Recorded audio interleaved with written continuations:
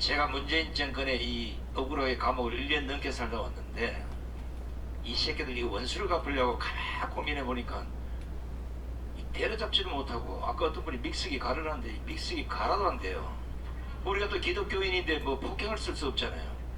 그래서 생각해낸 게 요놈들을 영하 10도가 됐을 때 반스만 입에 강화문 광장에 딱 묶어놓고 애국 성도 여러분 가다가 찬물 한 바가지씩만 이렇게 뿌리고 어이 요렇게 되면 요놈들이 아마 얼어 죽지 않을까 싶어요. 진짜 하나님 믿는 우리 입에서 욕이 티 나올 정도면 이런 쓰레기들은 대한민국에서 모두를 청소해야 됩니다.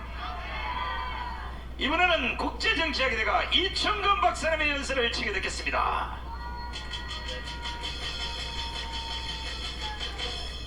예, 네, 감사합니다. 예. 오늘이 그 1월 21일인데 121이 뭔지 대충 다 아시죠? 예, 나이 그 좀 젊은 분들은 모르시겠지만은 1968년 1월 21일입니다. 오늘부터 꼭 55년 전 되는 날인데 그날 그 북한의 그 특수부대 124 군부대라는 그 특수부대에서 31명을 이제 파견을 했습니다. 그래가지고 뭐 파견이 아니라 침투를 시킨 것이죠. 그래갖고 청와대 일대에서 뭐 엄청난 전투가 났는데 그날 저녁 때 그 우리 친구 그 우리 중학교 다닐 때 동창의 아버지가 대령이었는데 그날 돌아가셨습니다.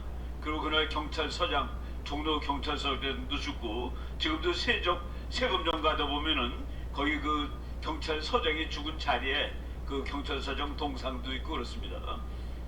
그러고 나서 이제 31명을 다 죽이는 데까지 뭐 한 달 정도 걸렸는데 그 중에 지금 두 사람이 살아있는 거로 돼 있습니다. 한 사람은 여기서 자기가 자살하려고 그랬는데 가르쳐준 바에 의하면은 죽어야 되는 겁니다.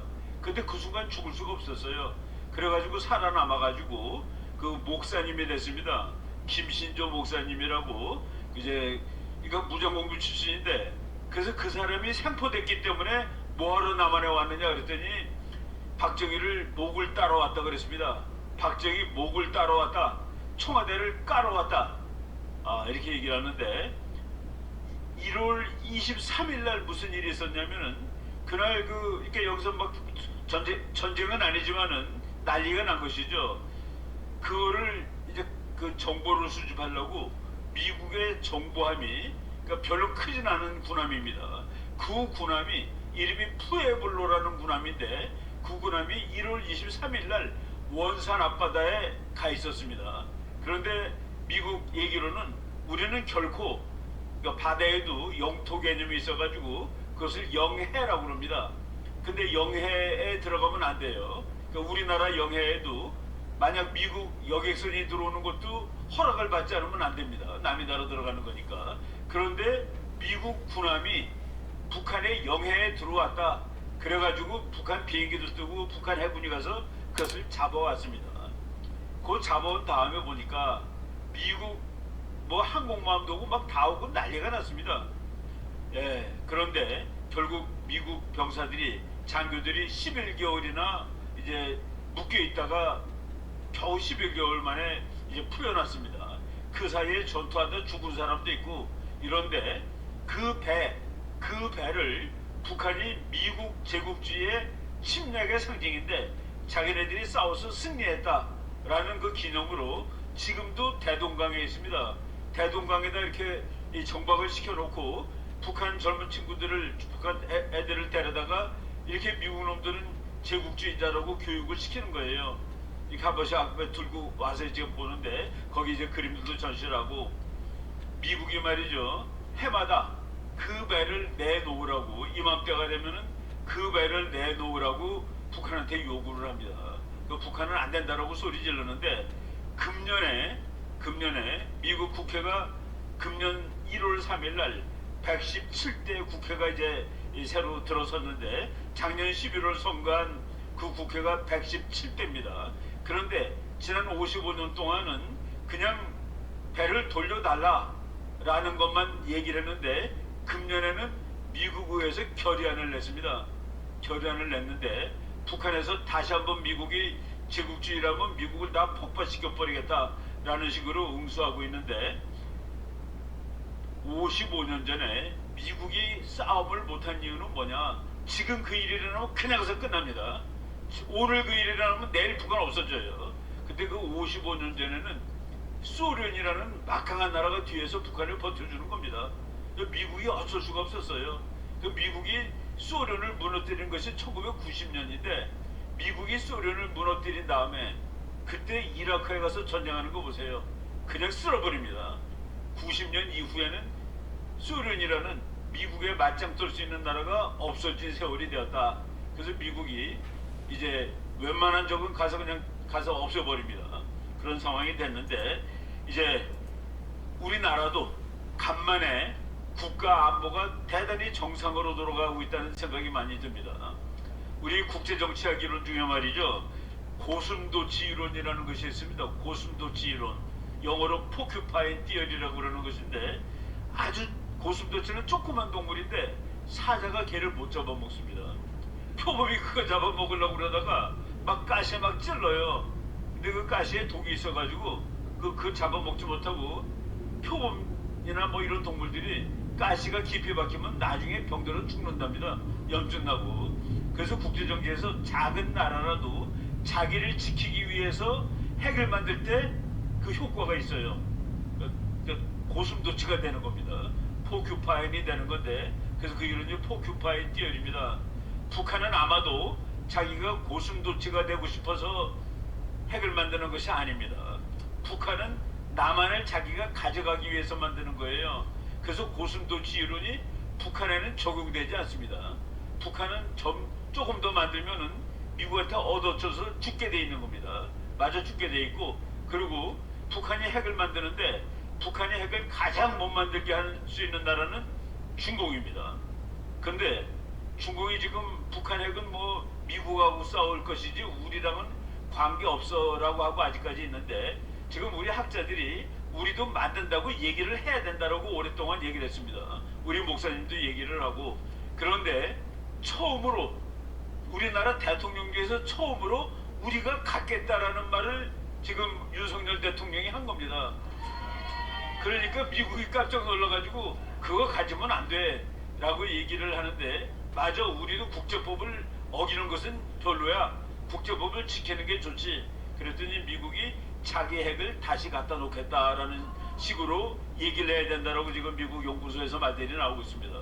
우리가 한번 세게 나가니까 미국도 한국말을 들어주는 것이고 그래 우리 만들지 않을게 라고 하는 겁니다. 그래서 이제 국제정치도 그렇게 평화를 얘기하면 평화가 없어집니다. 전쟁을 얘기하면 평화가 오는 거예요. 이런 식으로 우리가 이제 역설의 원칙 그런데 이 친구들이 평화협정, 종전협정은 전쟁 끝나는 게 아니라 미군 나가서 전쟁이 다시 시작되는 겁니다. 평화협정하면 평화가 오는 게 아니라 미군 나가서 아주 극도로 이제 위험해지는 겁니다. 김정은의 아버지가 나는 서울에 점령군 총사령관으로 갈 거야 라고 얘기하고 그리고 자기가 점령군 총사령관으로 가면은 우리나라에 살고 있는 사람 1000만 명은 이민 보낼 거야. 그리고 2000만 명은 숙청할 거야. 나머지 2000만 북한 2000만 가지고 4000만짜리 공산국가를 만들 거야 라고 얘기를 했는데 1000만 명 이민 보낸다 라는 얘기를 할 배경이 있습니다. 캄보디아라는 나라가 바로 얼마 전에 공산국가가 됐는데 김정일이가 그 말하기 전에 공산국가가 됐는데 폴포트라는 그 김정일이에 해당되는 놈이죠. 그 놈이 가가지고 850만 명 중에서 150만 명을 죽입니다. 이 사람들은 같이 살 수 없는 인간들이라고 해가지고 근데 그 150만이 5분의 1이니까 대략 우리나라 5천만의 5분의 1이 1000만입니다. 그 1000만 명을 이민 보내겠다 없애겠다 그랬는데 이민 보내겠다는 말은 왜 나왔냐면은 이 150만 명을 죽이겠다고 해놓고 맨 처음에는 총으로 쏴 죽입니다. 근데 폴포트가 생각해보니까 총알이 아깝다는 생각이 들었어요. 그래서 몽둥이로 때려 죽이고 도끼로 때려 죽였습니다. 근데 몽둥이는 잘 안 죽는단 말이죠. 그래서 빈배에 태워가지고 바다로 다 보냈습니다. 굶어 죽은 거예요. 그러니까 그걸 보고서 김정일이가 아 이거 1,000만 명을 이민보내면 되겠다라고 얘기한 겁니다. 그런데 그 5분의 1에 속하는 사람이 누군지 우리가 잘 한번 알아보겠습니다. 내가 요거 말하고 이제 끝날 텐데 폴포트가 보니까 우리와는 공산국가에서는 죽어도 살 수 없는 인간들 1.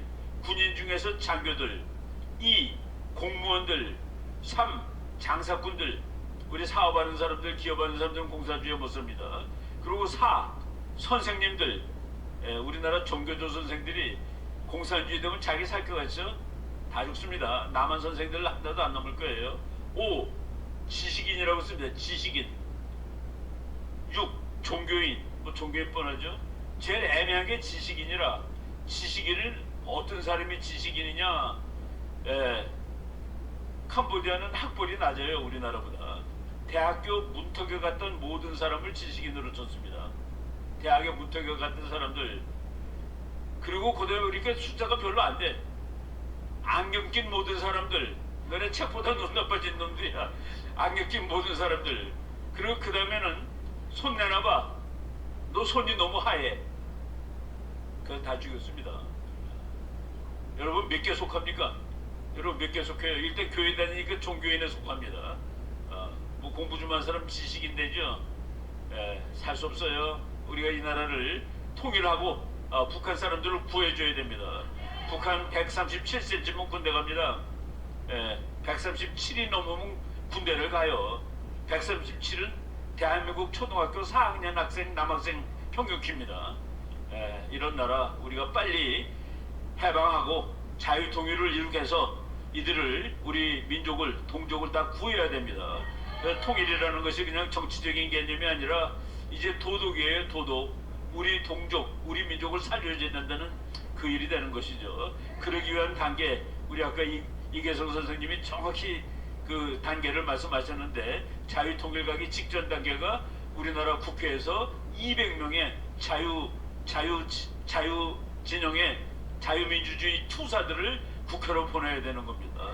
우리 신혜식 최고위원 될 사람 우리 주옥순 의원 이런 분들이 국회 가서 잘 싸워주면은 통일이 되는데 바로 그런 분들이 200명 중에 이제 우리 대표가 되기를 바라고 여러분 구정 우리 구정은 세지 않지만은 기독인들은 그래도 떡국 드시고 가족들하고 좋은 시간 보냈으면 좋겠습니다.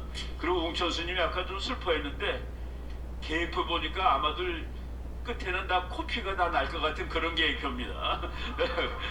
잘 다녀오겠습니다. 감사합니다. 네. 좋은 말씀 드려주신 우리 이충근 박사님께도 감사의 박수를 보내주시면 고맙겠습니다.